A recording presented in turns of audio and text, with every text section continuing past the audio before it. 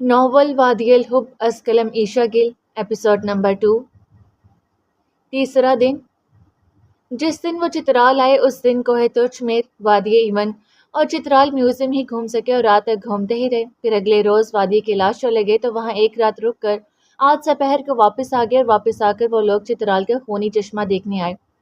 اس چشمے تک پہنچنے کے لیے مستوج کے مین پل سے آگے ایک راستہ نکلتا ہے، اس کی طرف جانا پڑتا ہے۔ یہاں کے پہاڑ سبز نہیں تھے جیسے کہ سوات اور کوہستان وغیرہ کے ہوتے ہیں، بلکہ وہ تو بہت ہی سبز ہوتے ہیں، مگر چونکہ وہ اپر چترال تھا تو وہ علاقہ بالکل گلگت بلتستان سے ملتا تھا۔ بہرحال وہ خونی چشمہ دیکھنے کے لیے ایکسائٹیڈ تھے، مگر اتنے بھی نہیں۔ خونی چشمے کے پیچھے بھی ایک کہانی تھی، اور وہ یہ کہ جس جگہ وہ چشمہ تھا اس گاؤں میں 2 بھائی رہا کرتے تھے۔ ایک بھائی نے دوسرے بھائی کا قتل کر دیا اور اس کی لاش کو اس جگہ دفنا دیا جہاں آج وہ خونی چشمہ ہے۔ لوگ اس کی لاش کو در بدر ڈھونڈتے رہے، مگر لاش کا کہیں نام و نشان نہ ملا، اور پھر خدا کا معجزہ ہوا کہ اس لاش کی جگہ سے خون نکلنا شروع ہو گیا اور لوگوں کو لاش کے وہاں ہونے کا علم ہو گیا۔ اس بات میں کتنی حقیقت تھی کتنا جھوٹ یہ کوئی نہیں جانتا تھا، مگر اس چشمے کا نام خونی چشمہ پڑا تو پھر اسی نام سے جانا جانے لگا۔ لوگ اس کہانی پر یقین رکھتے تھے، تبھی وہاں کوئی نہیں آتا جاتا تھا۔ اس طرف جانے والا راستہ بھی کافی خراب، پتھریلا اور تنگ تھا، تو انہوں نے جیپ پر جانے کے بجائے بائک کو ترجیح دی۔ نمیر کے دادا کی بائک ان کے کام آئی۔ رومی چونکہ عبدآباد رہتا تھا اور وہاں کے پتھریلے اور تنگ راستوں پر اسے گاڑی اور بائک دوڑانے کی عادت تھی، سو اس کے لیے یہاں بائک چلانے میں آسانی ہی رہتی، اس لیے بائک کی ڈرائیونگ اس نے سنبھالی۔ راستہ پوچھتے ہوئے وہ خونی چشمے پہنچے۔ وہ تینوں جب وہاں گئے تو ہر طرف بہتے سرخ پانی نے ان کا استقبال کیا۔ پانی کے نیچے کی زمین پر سرخ کنکر پڑے تھے جو پانی کو مزید سرخ ظاہر کر رہے تھے۔ چشمے کے پانی میں کئی کیمیکل مل کر نکلتے تھے۔ انہوں نے بس پانی کو چھو کر دیکھا اور اس کا مزید معائنہ نہ کیا۔ انہوں نے تو اس کے پیچھے کی خونی کہانی کو بالکل سنجیدگی سے نہ لیا، کیونکہ کوئی ایسی معتبر شہادت موجود نہیں تھی جو اس کہانی کو سچ ثابت کرتی۔ انہوں نے اس کہانی کو بھی جھیل سیف الملوک اور جھیل آنسو پر بنی کہانیوں کی طرح سر پر سے گزار دیا۔ جھیل آنسو کے متعلق مشہور تھا کہ ایک شہزادہ تھا جو کسی لڑکی کی محبت میں اتنا رویا کہ اس جگہ آنسو جھیل بن گئی، اور جھیل سیف الملوک کے متعلق یہ مشہور تھا کہ وہاں سخت برفیلی راتوں میں پریاں نمودار ہوتی ہیں اور برف پر رقص کرتی ہیں۔ اس دوران وہاں ہیرے موتیوں کی برسات ہوتی ہے۔ جب پانی پگھلتا ہے تو سب جواہرات پانی میں ملتے ہوئے جھیل کی تہہ میں چلے جاتے ہیں۔ ان جواہرات کے حصول کے لیے کئی جھیل میں اترے مگر واپس کنارے پر نہ آ سکے۔ اب ان باتوں میں بھی کتنا سچ اور کتنا جھوٹ ہے یہ بھی کوئی نہیں جانتا۔ ہاں، مگر جھیل کی گہرائی واقعی بہت زیادہ تھی، اتنی کہ آج تک کوئی جان نہ پایا۔ خونی چشمے کو دیکھ کر ایسا محسوس ہوتا تھا جیسے وہاں ارد گرد بہت سے جانوروں کی قربانی کی ہو جن کا خون چاروں طرف پھیلا ہو۔ اس کو دیکھ کر سنان کو بے اختیار جھرجھری سی آئی تھی۔ اگر وہ منظر رات کے وقت دیکھا جائے تو بے حد خوفناک معلوم ہو، یوں جیسے خونی وادی سے خون مسلسل بہہ کر آ رہا ہو، اور دن کے وقت پانی جب چمکتا تو یوں معلوم ہوتا جیسے خون چمک رہا ہو۔ انہوں نے اس جگہ کی کافی تصاویر اتاری، کچھ وقت وہاں گزارا اور پھر وہاں سے گاؤں جانے کا فیصلہ کیا جس کا نام پرواگ تھا۔ پرواگ گاؤں چترال کے رنگوں سے بھرا خوبصورت ترین گاؤں کہلاتا ہے، بلکہ اسے پاکستان کا سب سے رنگا رنگ گاؤں کہا جاتا ہے۔ پرواگ میں کہیں پھولوں کا رنگ پیلا تھا تو کہیں سرخ اور مہرون جیسے انار، یعنی کہ کہیں بہار کا موسم معلوم ہوتا تو کہیں خزاں کا موسم۔ ارد گرد بس پہاڑ ہی پہاڑ تھے، کچھ تو ایسے تھے جن کے سامنے وہ خود کو بونا محسوس کرنے لگے، اور ایک گہری کھائی بھی تھی جس کے درمیان میں بہتا ہوا نیلا خوبصورت پانی کم بلکہ کسی فنکار کی پینٹنگ زیادہ معلوم ہوتا تھا۔ اس شہر میں تو ہر طرف ہی خوبصورتی پھیلی ہوئی ہے، اب بندہ کہاں کہاں رکے۔ یہ رومی اور سنان کے دل کی آواز تھی۔ اس گاؤں میں انہوں نے شام کا اداس منظر یعنی سورج کو ڈوبتے دیکھا اور پھر واپسی کا سفر شروع کیا۔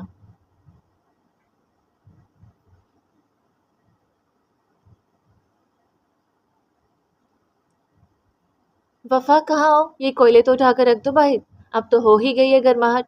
زلیخا نے سونے سے قبل وفا کو آواز لگائی اور وفا کے کمرے میں آنے پر اپنی اور ابان پر رضائی ٹھیک کرتی سونے کے لیے لیٹ گئی۔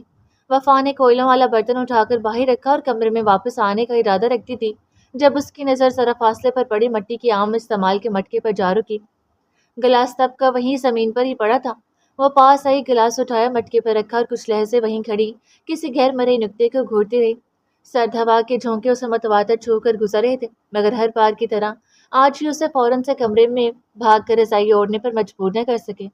وہ شخص اور وہ منظر اس کی آنکھوں کے سامنے پھر سے دوڑنے لگا جو شام سے قبل یہاں موجود تھا، مگر اب وہ نہیں تھا۔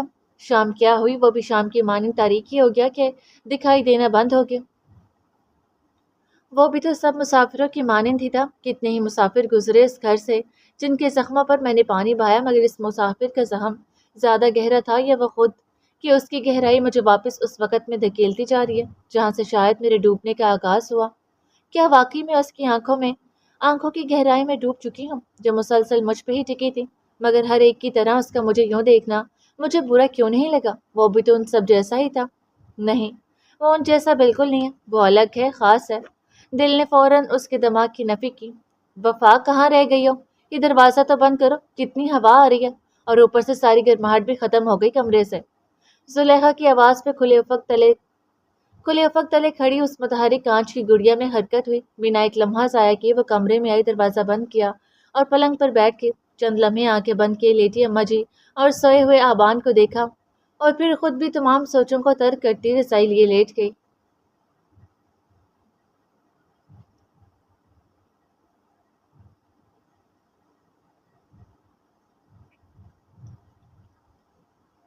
چوتھا دن۔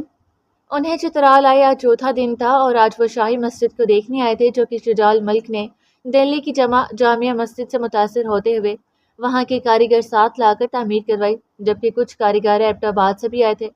اس کی تعمیر کا 1919 میں آغاز جبکہ 1924 میں اختتام ہوا۔ یہ چترال شہر کے درمیان میں موجود ہے۔ اس کی تعمیر میں جہاں مردوں نے اپنا سرمایہ لگایا تو وہیں عورتوں نے اپنے زیورات تک کو پیش کر دیا، اور پھر 9 لاکھ کے سرمایہ سے یہ مکمل ہوئی۔ اس کا رقبہ 6 کنال اور 2 مرلے ہے۔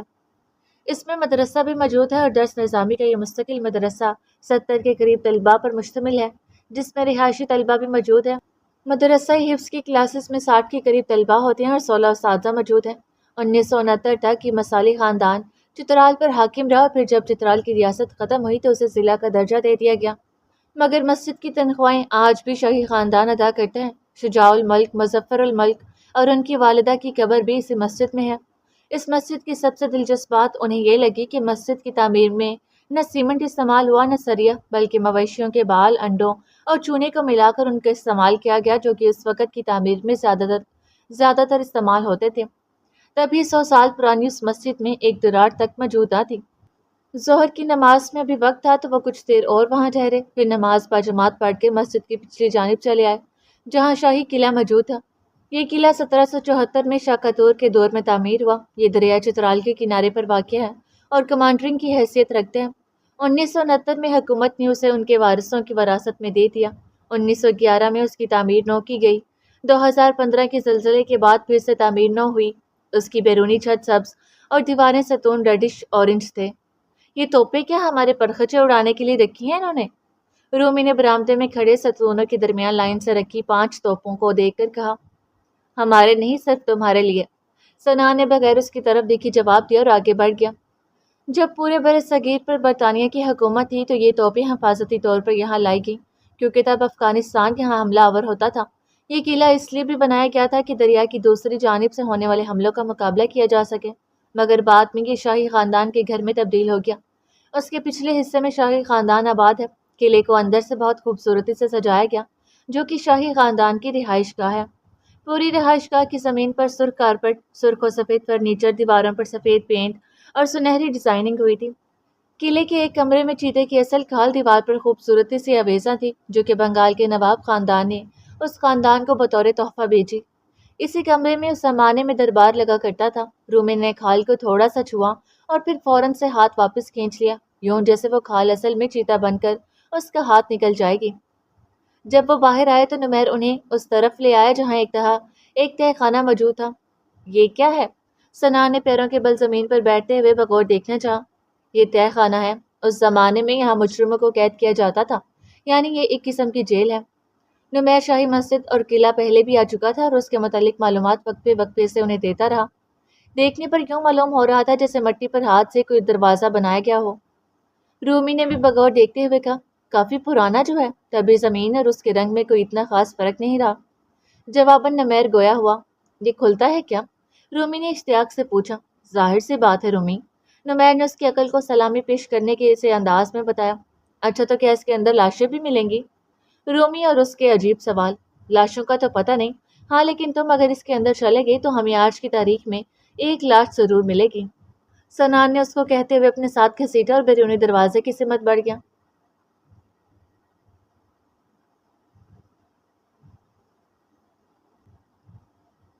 آگ کے پاس بیٹھا وہ منہمک سا آسمان کو تک رہا تھا، اور جب آگ کے پار تکتا تو دھواں کے علاوہ کچھ دکھائی نہ دیتا۔ جہاں دیکھتا وہ پری چہرہ سامنے آ جاتا، وہ چاہ کر بھی ان لمحوں سے نکل نہیں پا رہا تھا جب وہ مرہم کے چکر میں ایک اور زخم لگا بیٹھا تھا، اور اب کہ یہ زخم دل پر لگا تھا۔ اس کی کان سے نیلی آنکھوں نے اس کے دل پر وار کیا تھا۔ اس کی تھوڑی کے دل نے دل کے خون کو رسنے کا راستہ دیا تھا۔ اس کی گھنی پلکوں نے رواں دواں خون کے لیے فرش بچھایا تھا۔ اس کی پکار نے خون میں روانی پیدا کی تھی، اور اس کے چھپ کر دیکھنے نے اس کے زخم کو اور بھی گہرا کر دیا تھا۔ اس کا دل کہتا تھا میری مرہم پٹی کے لیے اسی کے پاس جانا جس نے زخم دیا ہے، کیونکہ زخم دینے والے سے بہتر مرہم بھی کوئی نہیں لگاتا۔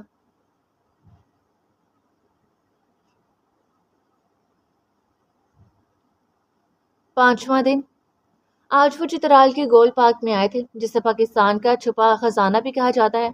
یہ پارک اپنے رنگ بدلتے مناظر، سیدھی ڈھلوانوں اور خاص کر ایک بہت ہی خوبصورت جانور یعنی مارخور کے سبب مشہور ہے۔ یہاں سردیوں کا موسم طویل سرد جبکہ گرمیوں کا موسم گرم اور خشک ہوتا۔ یہاں بلندی پر واقع چٹانوں پر اتنی کم مٹی ہوتی کہ درختوں کی جڑیں زمین کے اندر ہونے کے بجائے سخت چٹانوں کے اوپر دکھائی دیتی ہیں۔ یہاں دیودار کی درخت کثرت سے موجود ہیں جو کہ مشکل سے 25 میٹر تک اونچے ہو سکتے ہیں، اور اس اونچائی تک پہنچنے میں بھی انہیں کئی سو سال لگ جاتے ہیں۔ دیودار کا درخت پاکستان کا قومی درخت بھی کہلاتا ہے۔ وسیع رقبے پر پھیلا یہ گول پارک دیکھنے میں انہیں کافی وقت لگ گیا۔ وہاں موجود درختوں میں سے کچھ درخت ایسے بھی تھے جن کی عمر 1000 یا اس سے بھی زیادہ تھی۔ چترال گول پارک میں پاکستان کا قومی پھول چنبیلی، قومی پرندہ چوکور اور قومی جانور مارخور بھی تھے۔ کتنا خوبصورت جانور ہے یہ! رومی نے مارخور کو اپنے کیمرے میں زوم کرتے ہوئے اس کی خوبصورتی پہ تبصرہ کیا۔ ہاں بالکل تمہاری طرح۔ سنان نے لقمہ دیا تو رومی بس اسے گھور کے رہ گیا۔ یہی تو چترال کی پہچان ہے یارو۔ اس کا شکار بہت مہنگا ہوتا ہے اور مشکل بھی، مگر میرے خیال سے تو لوگوں کو اس کا شکار نہیں کرنا چاہیے، کیونکہ چترال انہی سے تو جانا جاتا ہے، اس لیے انہیں محفوظ رکھنا چاہیے تاکہ ان کا نام و نشان صفائی ہستی سے مٹ کر نہ رہ جائے۔ نمیر انہیں مارخور کے متعلق معلومات دینے لگا۔ میں تمہاری بات سے اتفاق کرتا ہوں، شکار کرنے کو تو اور بھی جانور ہیں، ایسے میں ان کی موجودگی کو برقرار رکھنا چاہیے۔ رومی کو کچھ زیادہ ہی پسند آگے تھے، تبھی بھرپور حمایتی انداز میں بولا۔ مارخور بلا شبہ چترال کی خوبصورتی میں کئی گنا اضافے کا باعث ہے۔ نر مارخور کا وزن 100 گرام سے زیادہ بھی ہو سکتا ہے، جبکہ مادہ مارخور قدرے چھوٹی اور کم وزنی ہوتی ہے۔ نر مارخور سدا بہار جھاڑیوں سے خوراک حاصل کرتا ہے، جبکہ مادہ مارخور کم وزنی ہونے کے سبب درختوں پر چڑھ کر رسیلے پتوں سے لطف اندوز ہوتی ہے۔ مارخور کے پیروں کی ساخت و بناوٹ ایسی ہوتی ہے کہ وہ آسانی سے پتھریلے ڈھلوانوں پہ چڑھ جاتے ہیں۔ راستے میں جو مارخور پوائنٹ تھا، واپسی پر وہ وہاں بھی رکے۔ کچھ مارخور پہاڑوں سے اتر کر وہاں پانی پینے آئے تھے اور کچھ پہاڑوں پر کھڑے تھے۔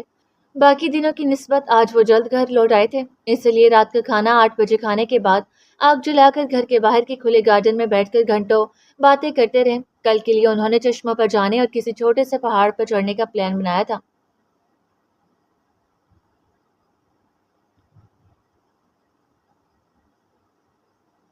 کافی رات ہو گئی تھی اور سنان ابھی تک باہر ہی تھا۔ نمیر اور رومیو سے دیکھنے باہر چلے آئے۔ وہ لوگ رات ہوٹل رکنے کے بجائے گھر واپس آ گئے تھے۔ 11 بجے وہ واپس پہنچے اور اپڈیٹ ہو چکا تھا، اور سنان ابھی تک کمرے میں نہیں آیا تھا۔ گھر کی بیرونی سیڑھیاں اتر کر دور دور تک پھیلے سبزے کے بیچ اس خشک اور سبزے سے خالی جگہ پر آگ جلائے وہ نہ جانے کب سے بیٹھا تھا۔ خیر تو ہے میرے بھائی، آج آگ کچھ زیادہ ہی نہیں بھڑک رہی، میرا مطلب ہے کہ بجھنے کا نام ہی نہیں لے رہی۔ نمیر نے بھی اس کے ساتھ ہی بیٹھتے ہوئے آزردہ شرارت سے کہا۔ امید سوچوں میں غریق سنان چونکا۔ اس کی بات کا مطلب وہ اچھے سے سمجھ گیا تھا، مگر لبستا ہی رہا۔ نہیں یار، یہ آگ آج جتنی بھی بھڑک لے، اس میں وہ شدت نہیں ہے جو کہ… رومی نے بھی نمیر کی دیکھا دیکھی بات کو الگ رنگ دیتے ہوئے بات ہی ادھوری چھوڑ دی۔ جو کہ کیا رومی؟ نمیر نے ایک آنکھ دباتے ہوئے استفسار کیا۔ جو کہ آج کسی کے دل میں ہے۔ بات آخر مکمل کر ہی دی گئی۔ کیا تم دونوں اپنی بکواس بند رکھو گے؟ ان دونوں کی باتوں کو غیر سنجیدگی سے لیتے ہوئے کہا گیا۔ ہم دونوں تو اپنی بکواس بند کر لیں گے، مگر جو کچھ تمہارے دل میں چل رہا ہے وہ آخر کب بند ہوگا؟ کیا چل رہا ہے میرے دل میں؟ کیسی باتیں کر رہے ہو تم دونوں؟ نمیر کی بات پہ سنان نے انجان بنتے ہوئے پوچھا۔ دیکھ سنان، ہم کوئی غیر تو ہیں نہیں، دوست ہیں تمہارے، تمہاری رگ رگ سے واقف ہیں، سب جانتے ہیں کہ چوٹ تمہارے بازو پر لگی تھی مگر اثر دل و دماغ پر کر گئی، اور اس کی وجہ بھی اچھے سے معلوم ہے۔ سنو، یہ کچھ غلط نہیں ہے مگر… نمیر نے چند لمحوں کا توقف کیا، پھر مزید گویا ہوا۔ مگر وہ کون ہے، کیا کرتی ہے، کیسی ہے، یہ سب تو نہ تم جانتے ہو نہ ہم، اور سب سے بڑھ کر وہ بھی کیا تمہارے بارے میں ایسا سوچتی ہے جیسا تم تب سے سوچے بیٹھے ہو۔ یک طرفہ محبت کا کوئی فائدہ نہیں ہے میرے دوست۔ ہم پرسوں صبح ہی نکل لیں واپسی کے لیے، یہاں آئے 6 دن ہو گئے ہیں، کل پورا ہفتہ ہو جائے گا، اور ایک ہفتے کا گھومنا پھرنا بہت ہوتا ہے۔ اور اس اتنے سے وقت میں اگر تمہیں اس رشتے کو کوئی مکمل نام دینا ہے یا کوئی وعدہ یا قسمیں کھانی ہے تو صرف کل کا دن ہے تمہارے پاس۔ لیکن اگر اس رشتے کو، اس احساس کو کوئی نام نہ دے پائے تو یہاں سے جانے کے بعد بھول جانا کہ ہم کبھی یہاں آئے بھی تھے یا تمہیں کوئی چوٹ ووٹ بھی لگی تھی۔ نمیر نے اس کو سمجھاتے ہوئے آخر میں رومی کی طرف دیکھا تو اس نے بھی سر کو اس بات میں جنبش دے ڈالی، ایسے جیسے کہہ رہا ہو بالکل صحیح مشورہ دیا تم نے اسے۔ نمیر اٹھا اور جانے لگا، مگر پھر کچھ سوچتے ہوئے رکا۔ اور ہاں، کوئی وعدہ تبھی کرنا جب اس کو نبھانا تمہارے بس میں ہو، کوئی قسم تبھی کھانا جب اس کو پورا کرنا تمہارے ہاتھ میں ہو، کوئی خواب تب دکھانا جب اس کی تعبیر مستقبل میں دکھائی دیتی ہو۔ وہ اس کے کندھے پر زور دیتا سیڑھیوں کی طرف بڑھ گیا۔ اب کیا سوچ رہے ہو؟ جو سوچنا ہے اندر چل کے سوچ لو۔ اس آگ نے ویسے بھی تمہارا دماغ گرم کر دیا ہوگا، اندر چل کر اپنا دماغ ٹھنڈا کرو اور پھر سوچو کہ کل اس منہ سے کیا الفاظ ادا کرنے ہیں۔ رومی اس کے انتظار میں کھڑا تھا تو سنان بھی ہاتھ جاڑتا کھڑا ہوا۔ تو تمہیں بھی ایسا لگتا ہے کہ جو کرنا ہے کل ہی کرنا اور کرنا ضروری ہے؟ رومی کی جانب دیکھنے کے بجائے سامنے جھاڑیوں کی جانب دیکھتے وہ جیسے خود سے ہی بات کر رہا تھا۔ تمہیں ہوئی ہے پہلی نظر کی شدید محبت، اور اگر اس محبت کا رخ ساتھ لے کر نہیں جانا چاہتے تو ہاں، کل سامنا کرنا ضروری بنتا ہے۔ فیصلہ ہو چکا تھا، اب اندر چل کر سوچنا نہیں بنتا تھا۔ وہ اندر آیا، لائٹ آف کی، لیٹا۔ ہاں مگر سویا نہیں۔ بادلوں میں چھپا آدھا ادھورا چاند اسے سونے کب دے رہا تھا، یا شاید کل صبح کا سورج اپنی آنکھوں سے نکلتا دیکھنے کی زیادہ بے چینی تھی۔ 7واں دن۔ اہان، ضد کرنا بند کرو اور چلو شاباش، یہ پورا ٹوسٹ ختم کرو۔ ایک تو اماں جنہیں اتنی محبت سے تمہارے لیے بنایا، ہر وقت وہ تمہارے لاڈ اٹھاتی رہتی ہیں، مگر تم ہو کہ ان کے لیے ایک ٹوسٹ نہیں ختم کر سکتے۔ وفا اہان کو ٹوسٹ کھلانے پر بزید تھی، مگر وہ بھی ڈھیٹ بنا دونوں لب آپس میں پیوست کیے بیٹھا تھا۔ میں یہ باقی کا اسکول جا کر کھا لوں گا نا، وہ معصومانہ صورت بناتے ہوئے 2 دفعہ کہی گئی بات کو پھر سے دہرانے لگا تو آخر وفا نے بھی ہار مانتے ہوئے ٹوسٹ واپس پلیٹ میں رکھ دیا۔ پکا کھا لو گے نا؟ اس نے ایک بار پوچھنا لازمی سمجھا۔ وہ سر ہلا گیا۔ وفا نے ایک کے بجائے 2 ٹوسٹ پکڑ کر اس کے لنچ باکس میں رکھے، اس کا بیگ مکمل کیا اور اسے پہنانے کے بعد اسے دروازے تک چھوڑنے آئے۔ کیوں تنگ کرتی ہو میرے بیٹے کو اتنا؟ جب نہیں کھا رہا تھا تو ڈانٹنے کی کیا ضرورت تھی؟ جب وہ دروازے سے واپس پلٹی تو زلیخا اس کی کلاس لینے کو تیار بیٹھی تھی۔ اماں جی، آپ کو تو پتا ہے کہ وہ کھانے میں کتنا چور ہے، ڈانٹو نہیں تو اور کیا کروں؟ وفا انہیں جواب دینے کے ساتھ ساتھ ناشتے کے برتن سمیٹنے لگی۔ پیار سے کھلایا کرو، بلکہ تمہیں کون کہتا ہے اپنی جان لگانے کا؟ میں کوئی 7 سمندر پار تھوڑی نہ بیٹھی ہوتی ہوں، جب ضد کرے میرے پاس بھیجا کرو۔ وہ محبت سے بولی، اور یہ محبت اہان کے لیے امڑ رہی تھی۔ اماں جی، مجھے ایک بات تو بتائیں کہ آپ اہان سے زیادہ پیار کرتی ہیں یا مجھ سے؟ جب دیکھو اس کی وجہ سے مجھے ڈانٹتی رہتی ہیں۔ وفا اب کی نروٹھے پن سے گویا ہوئی، مگر یہ صرف مصنوعی تھا۔ ارے پاگل، میں اپنے دونوں بچوں سے بہت پیار کرتی ہوں، تم دونوں میں تو میری جان ہے، بھلا تم دونوں کے سوا میرا اور ہے ہی کون؟ زلیخا اس بات پہ جذباتی ہوگی اور محبت پاش لہجے میں گویا ہوئی، اماں جان میں تو مذاق کر رہی تھی، آپ بھی نا فوراً سنجیدہ ہو جاتی ہیں۔ وفا فوراً برتن وہیں رکھتی اٹھ کے ان کے پاس چلی آئی اور ان کے گلے میں باہیں ڈال کر لاڈ سے بولی تو اماں مسکرا دی۔ اچھا چلو، اب زیادہ باتیں مت بگاڑنے بیٹھ جانا، جا کے ناشتے کے برتن دھو لو، پھر آنا میرے پاس اور ذرا میرے سر میں تیل کی مالش کر دینا۔ انہوں نے اپنے سابقہ موڈ میں آتے ہوئے کہا کہ کہیں وہ بھی روحانی سے ہو کر نہ بیٹھ جائے۔ بس ابھی دھو کر آئی۔ وہ چٹکی بجاتی جلدی سے اٹھی اور برتن اٹھا کر پانی کے پائپ تک لے آئی اور دھونے لگی۔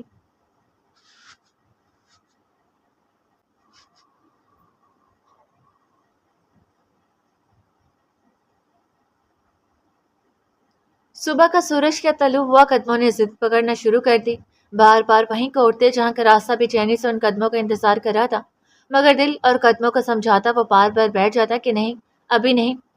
وہ خود کو سمجھاتا گھر کے اندر ہی چلا آیا، کیونکہ اگر مزید باہر رکتا تو قدموں نے بغاوت شروع کر دینی تھی۔ رومی اور نمیر اس کی بے چینی کو واضح محسوس کر رہے تھے۔ اس نے ناشتہ بھی ٹھیک سے نہیں کیا تھا اور بار بار باہر کی طرف دیکھتا ایسے جیسے یہاں اس کو کسی نے مقید کر رکھا ہو، اور وہ بے چینی سے آزادی کے پروانی کی تلاش میں ہو، بلکہ قید ہی تو کر لیا تھا اس دوشیزہ نے اسے، اور اب اسی کے پاس جا کے اس کے اثر سے نکلنا تھا یا پھر مزید قید ہونا تھا۔ چلو یار، یہاں پاس ہی ایک ڈھابے پر چلتے ہیں، بہت مشہور ڈھابا ہے وہ اس لیے کیونکہ وہاں کا دیسی کھانا بہت مشہور ہے، پتہ ہے لوگ دور دور سے آتے ہیں وہاں۔ چترال کے خاص کھانے جیسے پنیر روٹی، مکھن روٹی، چپلی کباب اور افغانی پلاؤ کھانے اور افغانی پلاؤ کی بات کرتے ہوئے میرے منہ میں تو پانی ہی آ گیا۔ نمیر نے بتانے کے ساتھ ساتھ ان کھانوں کا تصور بھی کرنا شروع کر دیا۔ پتہ ہے جب ہر سال میں واپس سے آتا تھا تو واپسی پہ یہاں کی کون سی چیز میرے ساتھ ہوتی تھی؟ سنان نے تو نفی میں سر ہلایا مگر رومی جھٹ سے بولا، افغانی پلاؤ؟ تو نمیر ہنس پڑا، ارے نہیں، بلکہ یہاں کی چپلی کباب لے کر جاتا تھا اور پھر گھر جا کر فریز کر دیتا تھا اور جب دل چاہتا کھاتا، کیونکہ تم لوگوں کو تو پتہ ہے اسلام آباد کی چپلی کباب کتنے ہی مزے کے ہی صحیح مگر چترال کے کبابوں کا مقابلہ نہیں کر سکتے۔ اس لیے چلو اٹھو جلدی سے کیونکہ مجھے تو بہت بھوک لگ چکی ہے۔ نمیر کی بات پہ رومی اور سنان نے گھڑی کی طرف دیکھا جہاں 11 بج رہے تھے اور 8 بجے تو اس نے پیٹ بھر کے ناشتہ کیا تھا۔ خیر انہیں کیا، انہیں تو بس جانے سے مطلب تھا، نمیر کے بار بار کھانے سے نہیں۔ سنان کا دل تو نہیں تھا کہیں بھی جانے کا مگر یہ وقت تو کسی نہ کسی طرح کاٹنا ہی تھا جو کہ گھر پہ مشکل سے ہی کٹتا، سو جانے کے لیے کھڑا ہو گیا۔ ڈھابا زیادہ دور نہیں تھا، وہ لوگ جلد ہی پہنچ گئے۔ میں تو کھاؤں گا پنیر روٹی۔ رومی نے باقی کا مینیو دیکھے اور جانے بغیر ہی اپنا آرڈر دے دیا جبکہ نمیر نے افغانی پلاؤ کا، پر سنان کا کچھ کھانے کا موڈ نہیں تھا مگر اس نے نمیر کے کہنے پر بادام جوس منگوا لیا اور بس تھوڑا سا پی کر نمیر ہی کی طرف بڑھا دیا۔ افغانی پلاؤ کے ساتھ آئی سلاد میں سے چند کھیرے اٹھائے اور پھر کھانے سے ہاتھ روک لیا۔ اب وہ ارد گرد کا مشاہدہ کرنے لگا۔ یہ ڈھابا اونچائی کی طرف جاتی سڑک کے کنارے کی طرف بنا تھا۔ اس کے پاس ہی ایک جھیل تھی جو کہ ڈھابے کے پچھلے جانب پہاڑ کے درمیان بنے راستے سے ہو کر گزرتی اس پہاڑ کے پیچھے تھی۔ اس بارے میں اسے نمیر نے ہی بتایا۔ یاد رہے چترال میں ایسی کوئی جھیل نہیں ہے جس کا ذکر کیا جا رہا ہے، یہ صرف سوچی گئی ایک مصنوعی جھیل ہے جسے کہانی میں خوبصورتی پیدا کرنے کی خاطر شامل کیا جا رہا ہے۔ یہاں دور دراز سے آنے والے لوگ اتنے نہیں تھے جتنے یہاں کے مقامی لوگ موجود تھے۔ ان سب کا یکجا لباس واسکٹ اور اونی ٹوپی تھا اور لڑکیاں سادہ شلوار قمیض پہنے ہوئے تھیں۔ لڑکیاں بہت کم تھیں، زیادہ تر مرد حضرات اور بچے ہی تھے۔ شاید یہاں کی عورتیں بغیر کسی سبب کے گھر سے نکلنا مناسب نہیں سمجھتی تھی۔ اگر ارد گرد کا معائنہ ہو گیا ہو تو کچھ کھا لو سرکار۔ رومی نے اسے کہانی مارتے ہوئے مخاطب کیا، یار میرا اگلا ناشتہ ہضم نہیں ہوا، مزید کیا کھاؤں، تم لوگ ہی کھاؤ۔ ایک بار پھر سنان نے صاف انکار کر دیا، اچھا سنو میں یہیں پاس کی جھیل پر جا رہا ہوں، تم لوگ بھی فری ہو کر آ جانا۔ سنان انہیں بتا کر اٹھ گیا اور نمیر کے بتائے گئے راستے پر چلنے لگا کہ جھیل کے اس خاموش مقام پر جا کر کچھ وقت کے لیے اسے سکون سے سوچے گا مگر جب پہاڑ کے درمیانی راستے پر بنے جھیل کی راہداری کی صورت میں بہتے پانی میں بڑے چھوٹے بڑے پتھروں پر پاؤں رکھ کر وہ جھیل کے اگلے مخصوص حصے کی طرف آیا تو معلوم ہوا کہ یہ مقام اس کے لیے خاموشی کا مقام ہرگز نہیں تھا۔ یہاں پہلے سے ہی کافی لوگ موجود تھے جن میں سے کچھ جھیل کے پاس کھڑے خوش گپیوں میں مصروف تھے تو کچھ جھیل کے اندر پتھروں پر پاؤں رکھے یہاں سے وہاں ٹہل رہے تھے۔ فیملیز کے ساتھ تصویریں لی جا رہی تھی، بچے پانی میں کھڑے بال یہاں سے وہاں اچھالتے ایک دوسرے سے کھیل رہے تھے۔ وہ یہاں سے بائیں جانب ہوتا ہوا ایک بڑے سے پتھر کی آڑ میں چھپے ایک چھوٹے پتھر پر آ بیٹھا کہ اس طرح وہ خود بھی سب سے چھپ گیا۔ جھیل کی اس طرف واقعی خاموشی سے اونچے اونچے پہاڑ سر پر پہرا دیتے معلوم ہو رہے تھے مگر سنان جانتا تھا کہ بظاہر قریب دکھائی دینے والے یہ پہاڑ ایسے ہیں کہ ان کے جتنا پاس جاتے جاؤ یہ اتنا ہی دور ہوتے جائیں گے۔ وہ جھیل کے پانی کو ہتھیلی میں لیتا اور پھر بہا دیتا اور کبھی پاس پڑی کنکریوں اور پتھروں کو جھیل میں اچھالنے لگتا۔ تو یہاں چھپا بیٹھا ہے پر دیکھ ہم ہیں جو تجھے ہر جگہ ہی ڈھونڈ لیتے ہیں اور یہ بھی جان لیتے ہیں کہ کیوں اکیلے بیٹھے کس کے بارے میں سوچا جا رہا ہے۔ وہ ٹکٹکی باندھے مقابل کھڑے پہاڑ کو دیکھتا گہری سوچے میں گوتا سن تھا جب نمیر اور رومی نے اس کے خیالوں پر چھاپا مارا۔ اتنی جلدی آگے مجھے تو لگا تھا کہ ابھی مزید کھانوں کے ساتھ تم دونوں کا انصاف کرنا باقی رہتا ہے۔ سنان نے ان کی باتوں کو ہوا کے دوش اڑاتے ہوئے کہا، کر لے بیٹا ہماری باتوں کو اگنور، خیر چھوڑ، یہ بتا کہ جھیل کی اس جانب کیا زیادہ اچھے سے سوچا جاتا ہے؟ اٹھو یہاں سے اور آؤ اس طرف دیکھو کتنی رونق لگی ہوئی ہے وہاں۔ نمیر نے ہاتھ پکڑ کر اسے اٹھانا چاہا تو ناچار اسے اٹھنا ہی پڑا۔ رومی تو ان بچوں کے ساتھ مل کر خود بھی بچہ ہی بن گیا اور بال پکڑے کھیلنے لگا جبکہ نمیر اس کی حرکتوں پر ہنستا مزے سے اس کی ویڈیوز بنانے میں مگن ہو گیا۔ سنان ان دونوں کو اپنے اپنے کاموں میں مصروف دیکھ پھر سے وہاں سے ہٹ گیا۔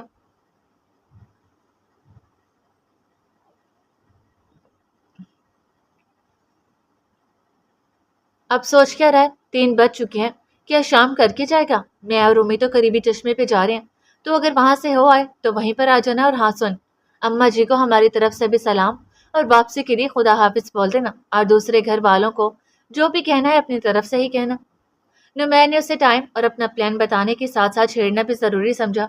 وہ لوگ جھیل سے گھر کی طرف آ رہے تھے جب راستے میں ہی نمیر نے اسے وقت کی سوئیوں کے تیز رفتاری سے چلنے کی اطلاع دی۔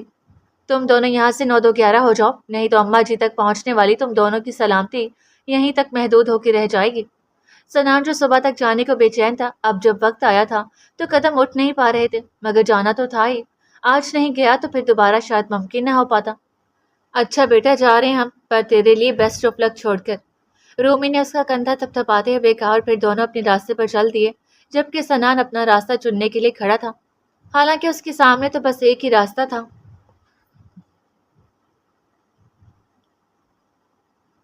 دروازہ آج بھی کل کی طرح کھلا ہوا تھا، مگر بیچ میں حائل پردے نے اندرونی منظر چھپا رکھا تھا۔ وہ اندر نہ گیا، بس وہیں ٹھہرا رہا۔ سوچا دروازہ کھٹکھٹائے گا اور پھر سے وہی پری چہرہ اس کو اپنا دیدار کروائے گا، مکمل نہ صحیح، ادھورا ہی صحیح، کم از کم دکھائی تو دے جائے گا۔ اس نے ہلکے سے دروازہ کھٹکھٹایا۔ کون ہے؟ جواباً کسی بچے کی آواز سنائی دی۔ وہ اب کیا بتاتا کہ وہ کون ہے، بس خاموش ہی رہا اور پھر سے دستک دی۔ اب کی بار بچے نے پوچھے بغیر پردہ سرکا اور اپنے سامنے کھڑے ہینڈسم سے انکل کو دلچسپی سے دیکھنے لگا۔ آپ کون ہو انکل؟ بچے کے انکل کہنے پر سنان کو ہنسی آ گئی۔ میرا نام سنان ہے، اور آپ کا؟ سنان نے اس پیارے سے بچے کی تھوڑی چھوتے ہوئے بتانے کے بعد پوچھا۔ میرا نام احان ہے، مگر آپ ہو کون اور کس سے ملنا ہے؟ احان بنا تعارف کی اتنی جلدی فری ہونے والوں میں سے نہیں تھا، مگر اس کا دل تو چاہ رہا تھا اس پیارے سے انکل سے باتیں کرے، مگر وفا نے سختی سے کسی اجنبی سے بات کرنے سے منع کیا تھا۔ بیٹا، میں آپ کا شہر دیکھنے آیا ہوں، بہت دور سے۔ اماں جی کہاں ہیں؟ مجھے ان سے ملنا ہے۔ سنان ڈائریکٹ وفا کا نام نہ لے سکا۔ وہ تو گھر پہ نہیں ہے، اس نے معصومیت سے جواب دیا۔ اوہ اچھا۔ سنان سوچ میں پڑ گیا، مگر پھر یہ سوچ کر مطمئن ہو گیا کہ اکیلے میں وفا سے بات کرنا زیادہ ٹھیک رہے گا، اور احان سے بولا، اچھا تو احان، آپ وفا کو بلا دو۔ بے اختیاری میں تو وہ کل سے کئی بار وفا کا نام لے چکا تھا، مگر کسی کے سامنے اس کا نام لینا اس کے لیے قدرے مشکل تھا۔ ٹھیک ہے، میں ابھی بلاتا ہوں، احان فرما برداری سے کہتا اندر جانے کی بجائے وہیں سے وفا کو آوازیں دینے لگا۔ ماما، ماما جلدی آئیں، کوئی انکل آپ سے۔ احان نے معصومیت سے وفا کو پکارتے ہوئے سنان کے حواسوں پہ بم پھوڑا۔ وہ جو دہلیز پار کے اندر آیا ہی تھا، اس سے قبل کے مزید آگے بڑھتا احان کے لفظوں نے اسے وہیں کا وہیں منجمد کر دیا۔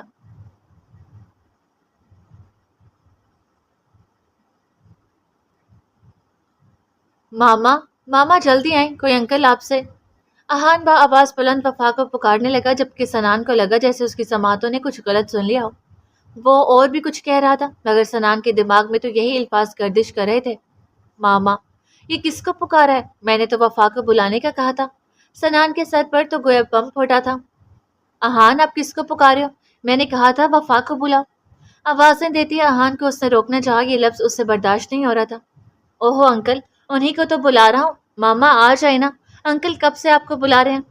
احان اسے جواب دینے کے بعد گلا پھاڑے چلایا۔ اوہو احان، کیا ہو گیا؟ ماما کو کبھی کوئی کام بھی کرنے دیا کرو، آ گئی ہوں، اب بولو کون سے انکل کا لفظ زبان کے تلے ہی دب گیا۔ وہ سامنے ہی تو کھڑا تھا، حیرت، دکھ، پریشانی، بے یقینی، کچھ پانے سے پہلے ہی کھو جانے کا غم، آنکھوں میں چھپتی جلن کی اذیت، اور کیا کچھ نہیں تھا اس کی آنکھوں میں، جنہیں دیکھ کر وفا کو لگا کانچ کا بنا بڑا سا محل پل بھر میں ہی چکنا چور ہو گیا۔ یہ محل وفا نے تعمیر نہیں کیا تھا، ہاں، مگر ٹوٹا اس کے سبب تھا۔ انکل، آ گئی ماما، اب آپ کو ان سے جو بھی بات کرنی ہے کر لیں۔ پتھر کے مجسموں کو احان نے پھر سے روئی کا کر دیا کہ ہاتھ لگائیں تو ڈھہ جائیں۔ اب کیا بات کرنی ہے؟ اب تو بات کرنے کو کچھ بچا ہی نہیں۔ خود تو پتھریلی دنیا سے نکل آیا، مگر اپنے الفاظ سے وفا کو پتھر کر گیا۔ ہاں، اب کچھ نہیں بچا تھا، اور اسی لمحے سے وفا ڈرنے لگی تھی جب وہ اس دروازے سے ہمیشہ کے لیے واپس پلٹ جائے گا، واپس چلا جائے گا، پھر کبھی نہ آنے کے لیے۔ اور پھر وہ چلا گیا۔ وہ کھو گئی تھی، اور ہوش تب آئی جب وہ ناکام محبت کی دہلیز پار کر گیا۔ سنان، بے اختیار پکارتی وہ پیچھے بھاگی اور دروازے کے پار اس شخص کو ڈھونڈنے لگی جس کی وجہ سے وہ ان 6 سالوں میں پھر سے ایک بار ٹوٹی تھی۔ پہلی بار وہ ٹوٹی تو وہ نہیں تھا، مگر وجہ ایک مرد ہی بنا، اور اب بھی وجہ وہی تھا، مگر فرق صرف اتنا تھا کہ تب کا مرد اس کا شوہر تھا، اور اب کا مرد اس کی محبت، وہ محبت جو ہونے کے لیے سالوں صدیوں کی محتاج نہ تھی۔ یہ محبت تو بس ایک پل کا معجزہ بنی تھی۔ نظریں ہر طرف اٹھی، مگر وہ کہیں دکھائی نہ دیا۔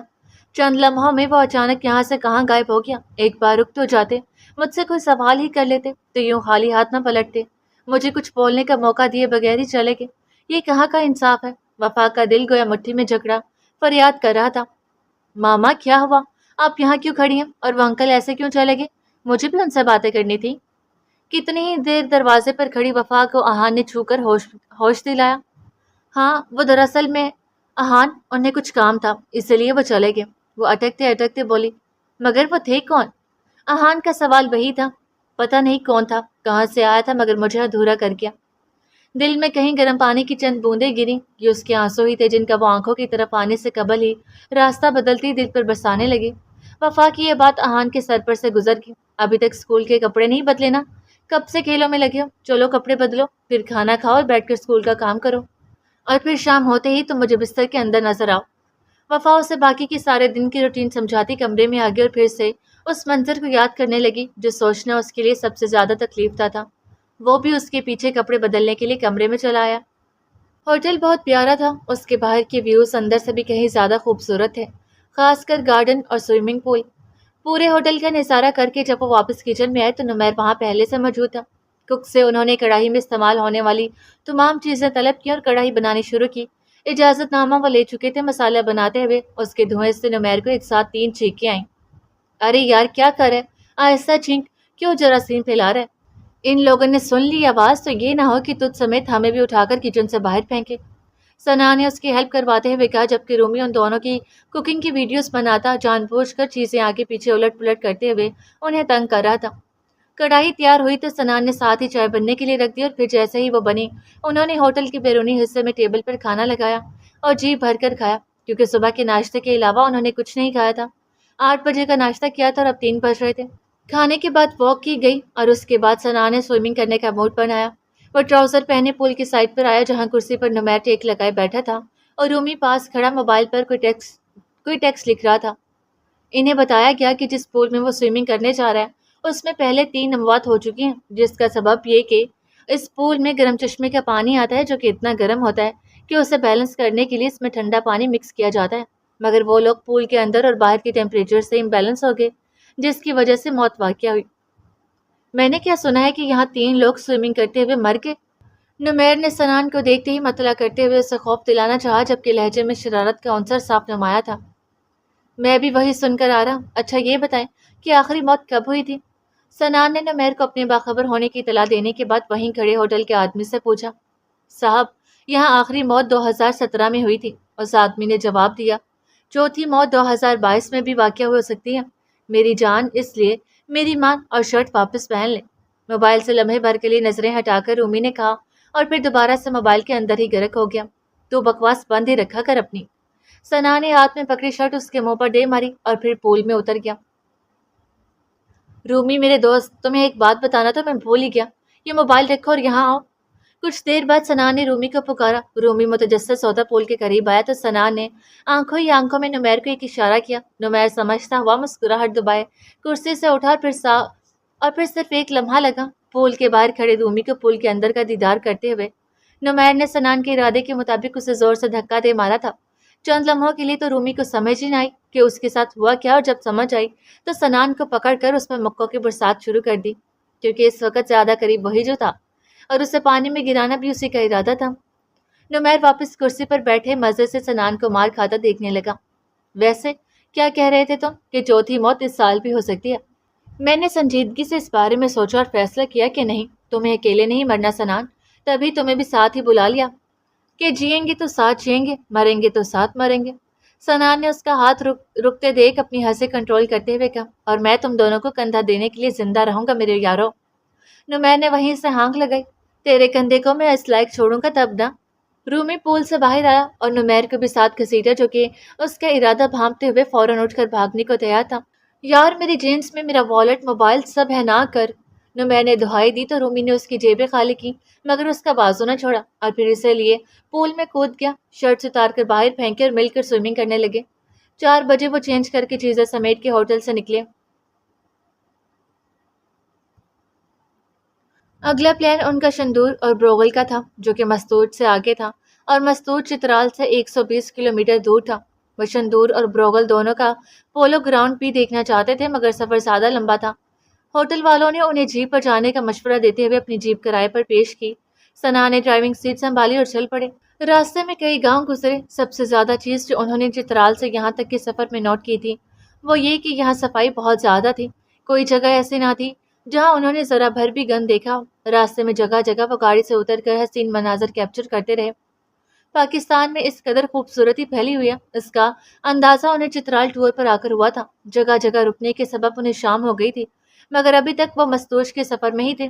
تم دونوں نے علی عظمت سنگر ٹریولر کی وہ ویڈیو دیکھی جس میں انہوں نے بتایا کہ وہ اپنے چترال کے سفر میں ایک عجیب و غریب حادثے سے دوچار ہوئے تھے؟